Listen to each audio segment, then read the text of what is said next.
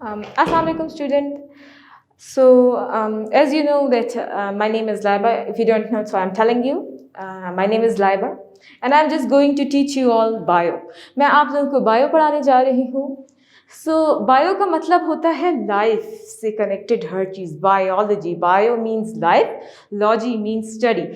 अगर आप जिंदगी के बारे में जानदारों के बारे में पढ़ते हैं तो obviously you ought to connect with life. आपको life कि मतलब कि जैसे कैसे कि वो इब्तिदा में आई, कैसे सेल बना, जैसे खुलिया बना, कैसे उसके अंदर न्यूक्लियस पैदा हुआ, कैसे कैसे जनरेशन चलती चलती चलती आ गई. सो नाउ लाइफ यहाँ पे इस दुनिया पे में पॉसिबल किस तरीके से आपके लिए इस दुनिया में लाइफ सिर्फ एक तरीके से पॉसिबल है. यहाँ पे पूरी दुनिया पे 75% वाटर है, पानी. हम पानी से बने, यानी हमारा जो एक सेल है, एक खुलिया का जो बेसिक कंपोनेंट है ना, वो इस टाइम पानी होगा. और पानी ही बहुत इंपॉर्टेंट चीज़ होती है जो इंसानी ज़िंदगी को, जो इस दुनिया पे एक लाइफ को आगे प्रमोट करने वाली है या आगे आगे चलाने वाली है. अगर पानी ख़त्म हो जाएगा आप लोग ज़िंदा नहीं रहेंगे, क्योंकि एक इंसानी जिस्म 3 दिन तक बग़ैर पानी के रह सकता है. 3 दिन के बाद वो मर जाएगा. यानी आपकी खुराक से ज़्यादा इम्पोर्टेंट इस वक्त आपके लिए पानी है. हमारा लेक्चर आज का सिर्फ और सिर्फ पानी के ऊपर है. वो क्यों इतना इम्पोर्टेंट है, वो क्या है, उस सब के बारे में मैं आज आप लोगों को पढ़ाऊंगी. Importance of water. क्यों ज़रूरी है पानी? तो इम्पोर्टेंस ऑफ वाटर में हम लोग पढ़ेंगे. Water is an extraordinary compound. It is the only substance that occur in nature in 3 phases: solid, liquid and vapour, within the normal range of earth's temperature. Students, मैं आपको एक recommendation दूंगी कि आप अगर मेरा lecture लेते हैं तो आप बुक के साथ लें. आपको बहुत अच्छे से और अच्छे तरीके से समझ में आएगा. Water is of extreme importance to living organism. It plays an important role in the substance of life as it is an important active constituent of living matter, the protoplasm. It serves as a medium in many psychological, physiological process. It is a universal solvent and a medium of transport. इस पूरे paragraph में reading करके मैंने आपको सिर्फ एक बात बताना के लिए बताया है कि हमारे पास वाटर के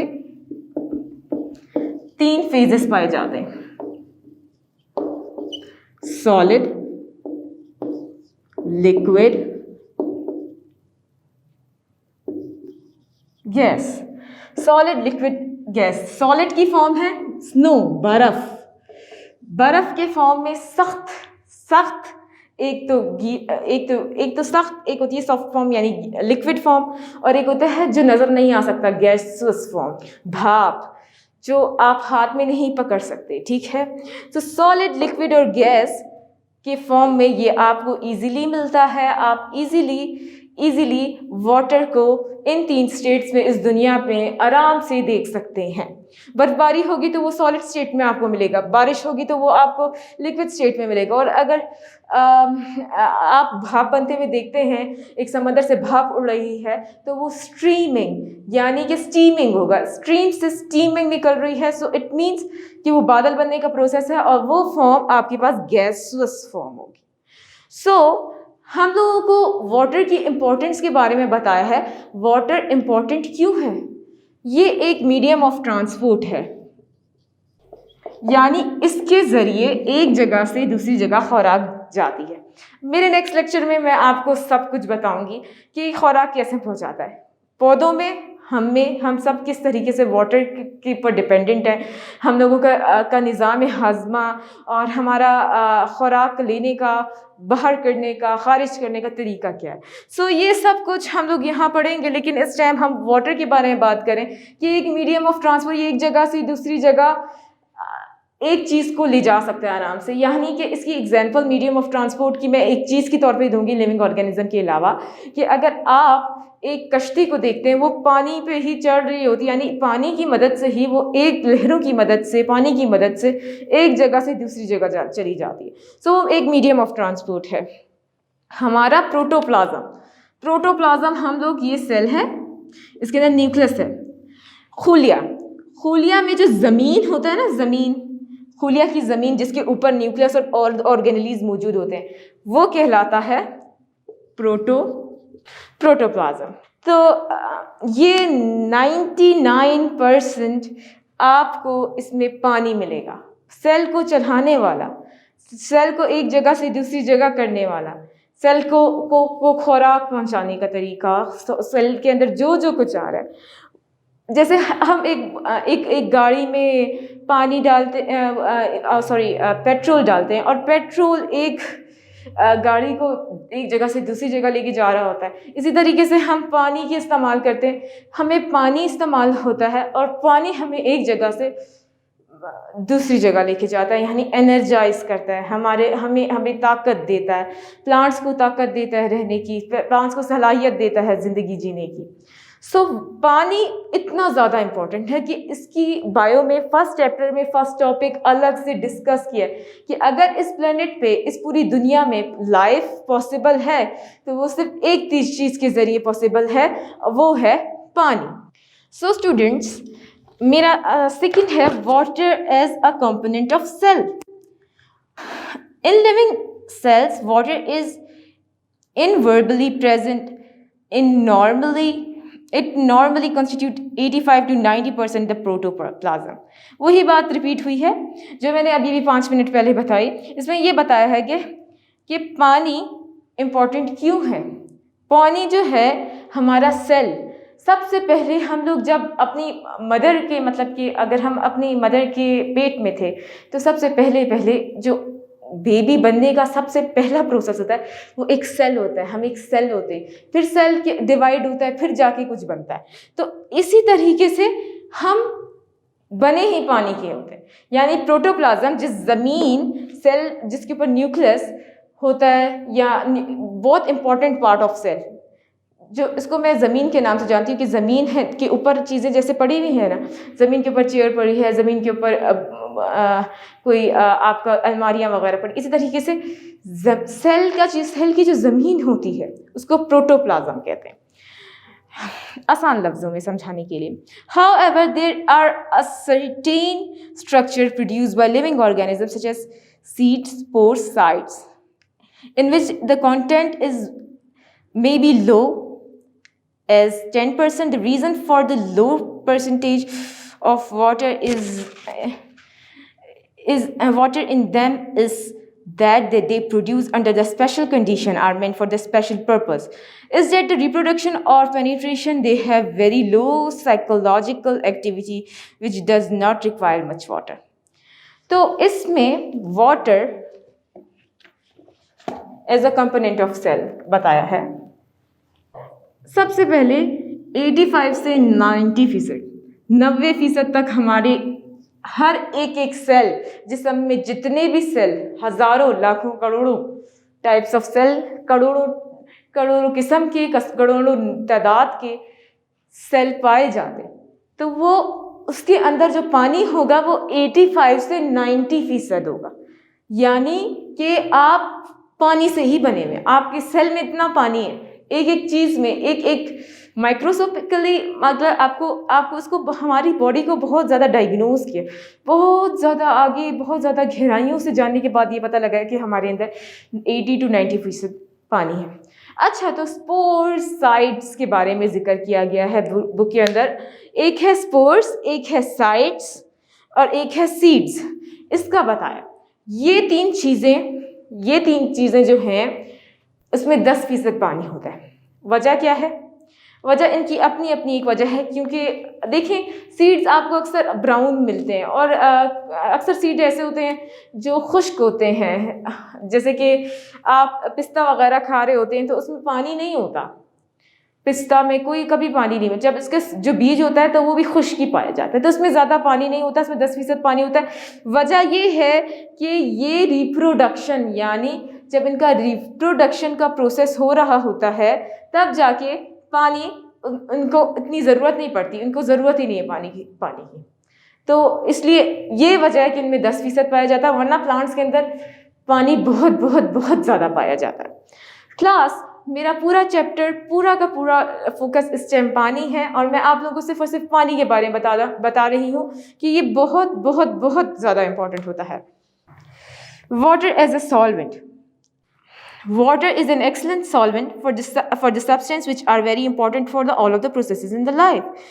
The salt dissolve to a much greater degree in water than in other solvent. The solvent potential of water is due to the dipolar nature of its molecules, which causes it to orient itself around the charged particle dissolved in it.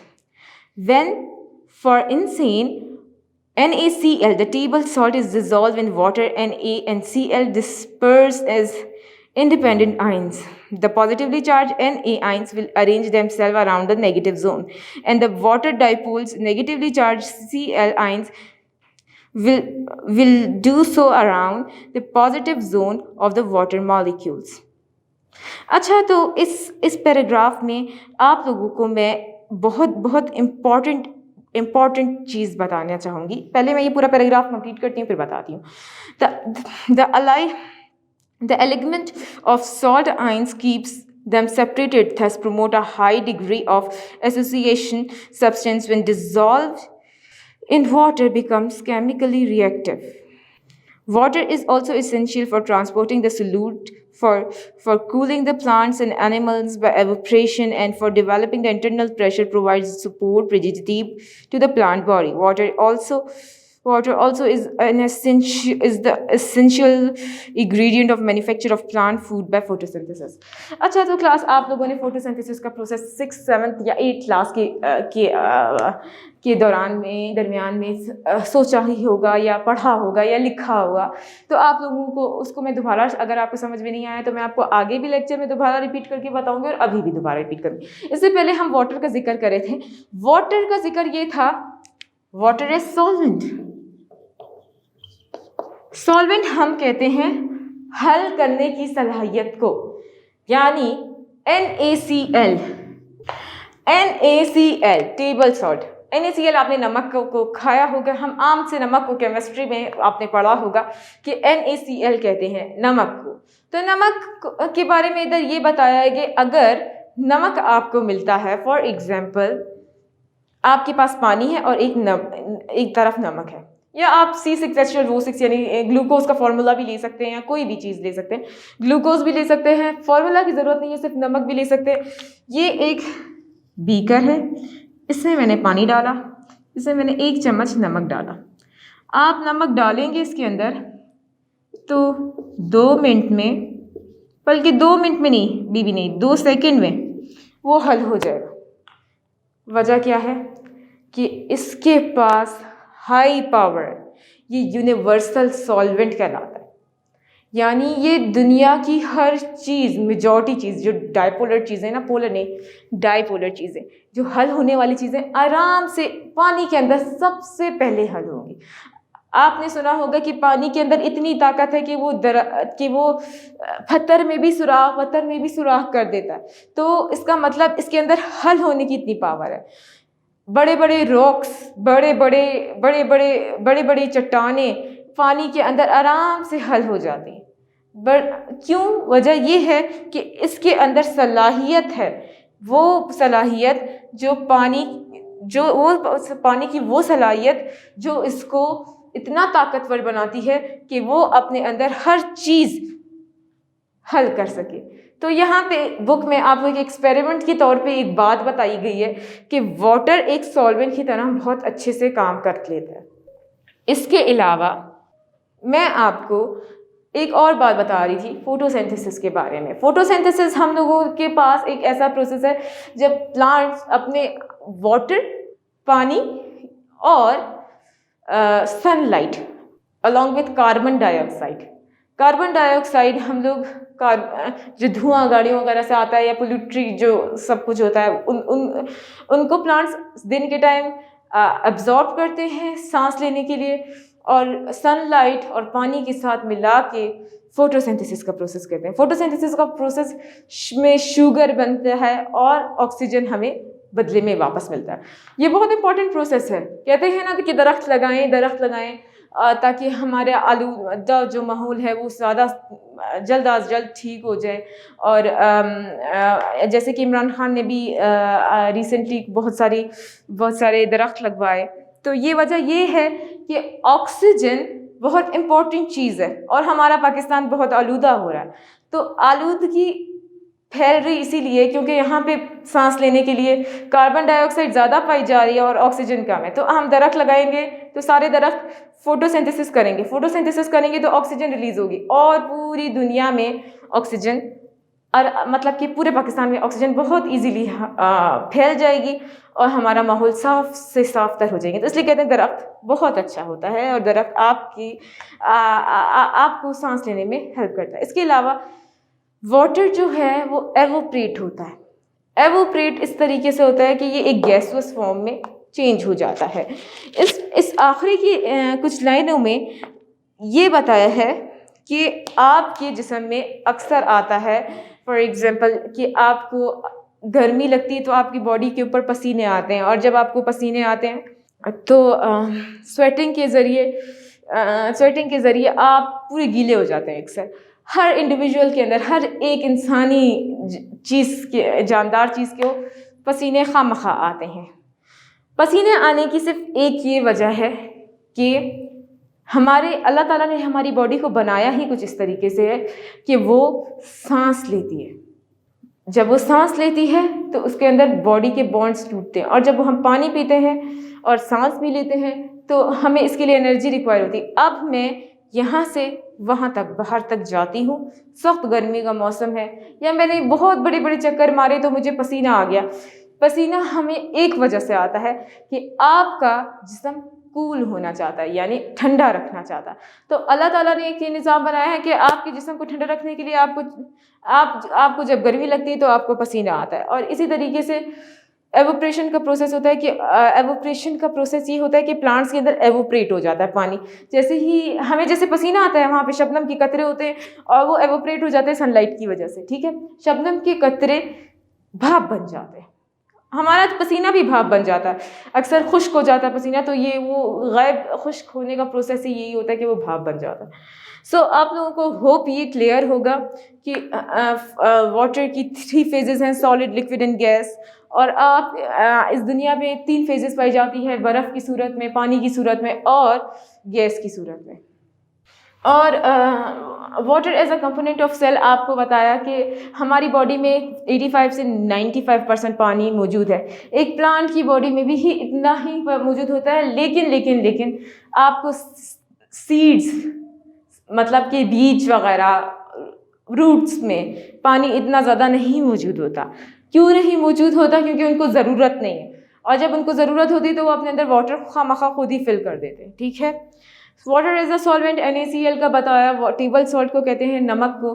तो नमक को हल करने का तरीका एक ही होता है कि आप नमक को हल करने का एक ही तरीका होता है कि आप पानी में नमक डालें तो वो यूनिवर्सल सॉल्वेंट है और आसानी से अपने अंदर सब कुछ डिसॉल्व कर देता है। तो वाटर एज मेटाबोलाइट, ये वाला पैराग्राफ समझाऊंगी आपको, ये बहुत आसान और बहुत दिलचस्प है। Water as a metabolite, water act as a metabolite. All the chemical reaction occurring in the cells take place in the aqueous medium. Those reactions often consume or produce water molecules. Water is present within the cell and bathes the cell all around the body of organism. The maintenance of constant aqueous internal environment and principle of the physiological requirement of for all the terrestrial as well as aquatic organism, water is also required for the hydrolysis.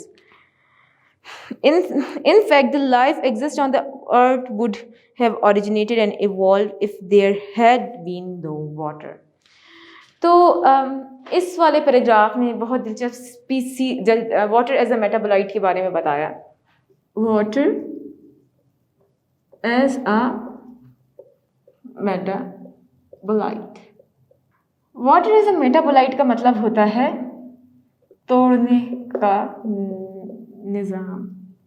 अच्छा, तो आप लोगों ने class सुना होगा कि metabolism का process है 8 क्लास में या 7th क्लास में या 9th क्लास में। मेटाबॉलिज्म का प्रोसेस होता है फूड को तोड़ने का प्रोसेस। आपका फूड हजम नहीं होगा, खाना आपने खाया, खाना टूटता है, पहले दांतों के ज़रिए टूटता है, फिर जाके आगे डाइजेस्टिव ट्रैक्ट पे जाके जब उस पर डाइजेस्टिव जूस गिरता है, यानी डाइजेस्टिव जूस के साथ जब रिएक्शन होता है तो उसके बाद जाके वो हजम होता है। तो हाजमे का प्रोसेस है ना, मेटाबॉलिज्म कहलाता है। हाजमे के प्रोसेस में मेटाबोलाइट जो होते हैं, मेटाबोलाइट तोड़ने का, हजम करने का निज़ाम कहा जाता है। सो आपको इस टाइम वाटर्स के ज़रिए पानी हजम होता है। आप अक्सर खाना खा रहे होते हैं तो आप मेजॉरिटी टाइम कोल्ड ड्रिंक पीते हैं उसके साथ, या आप मेजॉरिटी टाइम जब कोई ठोस ग़िज़ा खाते हैं तो अक्सर आपकी गले के से नहीं उतर रही होती और आप पानी पी लेते हैं। तो पानी एक तरह से उस टाइम भी आपको हजम करके दे रहा है और आपको आपकी खुराक को हजम कर रहा है, आपकी खुराक को तोड़ रहा है, और बॉडी के इंटरनल स्ट्रक्चर में भी यही हो रहा होता है। एक तरह से पानी इतना ज़्यादा इम्पोर्टेंट है कि वो एक हाजमे के प्रोसेस को डबल कर देता है, जल्दी कर देता है, और दूसरा ये खाने को नरम कर देता है। आपकी स्टमक के अंदर अगर आप कोई सख्त चीज़ खा लेते हैं तो ऑब्वियसली आप 1-2 ग्लास पानी पिएं तो आपके अगर पेट में सख्ती भी महसूस हो रही है तो आप वो ख़त्म कर सकते हैं ईज़िली, बहुत आसानी से, वाटर के ज़रिए, वाटर पी के, पानी के 1-2 ग्लास पी के, और आपकी वो सख्ती फुल ख़त्म हो जाएगी, ये मेरी गारंटी है। तो मैं आपको सिर्फ़ और सिर्फ ये बताना चाह रही हूँ कि पानी बेहद ज़रूरी चीज़ होती है, और पानी जो है आपको ज़िंदा रखने के काम आता है। अगर आपकी जिस्म में तोड़ने का प्रोसेस या जिस्म में खाना खुराक तोड़ने का प्रोसेस आ रहा है ना, तो आप समझ जाएं कि आपको उसी टाइम, एट अ टाइम, उसी टाइम पानी पी लेना चाहिए अगर आपको हाजमा ठीक नहीं है। तो पानी के बारे में यहाँ पे एक और बहुत अच्छी बात की गई है कि पानी के अंदर एक अपना प्रिंसिपल है, इसका अपना एक पानी जैसा कोई ड्रिंक नहीं पाया जाता। तो ये एक नेचुरल सी ड्रिंक है और इसका अपना एक एक्वस सोल्यूशन है। ये बना है 2 हाइड्रोजन और 1 ऑक्सीजन के जरिए, H2O। 2 हाइड्रोजन और 1 ऑक्सीजन मिलके पानी बनाते हैं। हाइड्रोलाइसिस के प्रोसेस का जिक्र हुआ, मैं इसको अपने नेक्स्ट लेक्चर में समझाऊंगी। हाइड्रोलाइसिस का प्रोसेस फुल वाटर से कनेक्टेड है। एक सेल को नहलाने का काम इजी वक्त में, इजी लैंग्वेज में, बुक की लैंग्वेज ही है, कि सेल को फ्रेश कर देता है, पानी नहला देता है, मतलब कि पूरे सेल की सफाई हो जाती है। जब अगर आप पानी पीते हैं ना तो एक एक सेल की सफाई हो जाती है। तो आप जितना ज़्यादा पानी पिएंगे आपकी ज़िंदगी इतनी ज़्यादा आप हेल्दी रहेंगे, आप इतने ज़्यादा जवान रहेंगे। इसके बाद हमारा एक और जो मैं लास्ट टॉपिक है इस वाले लेक्चर का, तो आपको मैं रीडिंग करके सुनाना चाह रही हूँ, आप सुन लें।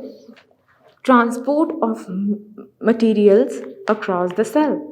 In the living organism, each cell is bounded by cell membrane.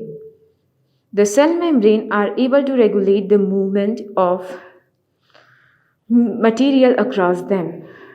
The cell constantly exchange materials with their environment through the cell membranes, but the movement of the materials in and out of the cell across the cell membrane is not an uncontrolled traffic, because the certain materials can pass through the membrane and other cannot. Thus, the primary function of the cell membrane is to regulate the passage of substance between the interior of the cell and its external environment. Many different molecules can move across the cell.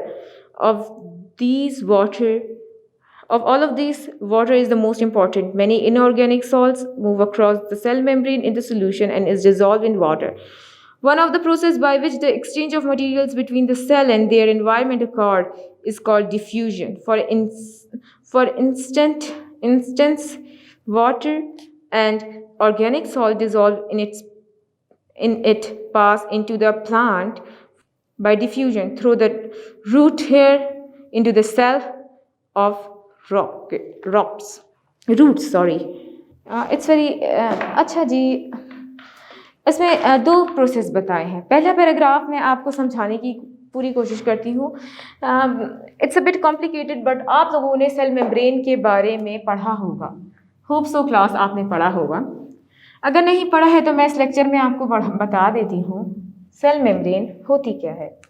Cell membrane ये highly electron microscope से fluid mosaic model आप लोगों ने शायद पढ़ा हो, याद हो। सेल मेम्ब्रेन असल में होती क्या है? सेल मेम्ब्रेन हमारे जिस्म के हर एक सेल के ऊपर एक पर्दा होता है। वो पर्दा जो पानी को फिल्टर करता है, पानी को साफ करता है। एक चीज़, चाहे वो खाना हो, चाहे वो जो भी हो, वो सेल मेम्ब्रेन के ज़रिए आ रहा है। तो इसके अंदर ये बताया है कि सेल मेम्ब्रेन के ज़रिए आपको पानी मिलता है। तो प्राइमरी सबसे पहले जो प्राइमरी तौर पे जो सबसे पहले डाइजेशन का प्रोसेस स्टार्ट होता है ना, खाने का हज़म करने का प्रोसेस सेल मेम्ब्रेन शुरू करती है। सेल मेम्ब्रेन इस तरह शुरू करती है कि पानी जो है इसकी एक ड्रॉप, एक बूंद जो है फिल्टर होती है, फिर जाके वो सेल में पूरे प्रोटोप्लाज्म में जाके उसमें 90 to 85% तक भरती है। अल्लाह का निज़ाम इतना ज़्यादा कॉम्प्लेक्स और इतना डिफ़िकल्ट है। होप सो ये आप लोगों को क्लियर हो। पानी एक इंसान को ठंडा रखने के काम आता है, एक कूल करता है, पूरे बॉडी के सेल को बात कर देता है, यानी नहला देता है। पूरा सेल साफ़ सुथरा हो जाता है अगर आप पानी पी लेते हैं। एक यहाँ पे डिफ्यूजन का जिक्र हुआ है। इसमें इसका मतलब क्या होता है? Diffusion is the process of removal of water, यानी कि पानी का ख़त्म हो जाना। डिफ्यूज नीचे से ऊपर की तरफ मूव करना किसी भी चीज़ का, उसको कहते हैं हम डिफ्यूजन। होप सो आपको ये क्लियर होगा। मैं डिफ्यूजन को आगे अपने नेक्स्ट लेक्चर में बहुत अच्छे तरीके से ओपनली और अच्छे तरीके से डिस्क्राइब करूँगी, बट फ़िलहाल के लिए आपको ये सब चीज़ें ज़रूर याद करनी है। ज़रूर मेरे लेक्चर को 5-6 दफ़ा सुनिएगा, आपको और अच्छे से समझ में आएगा। Thank you so much.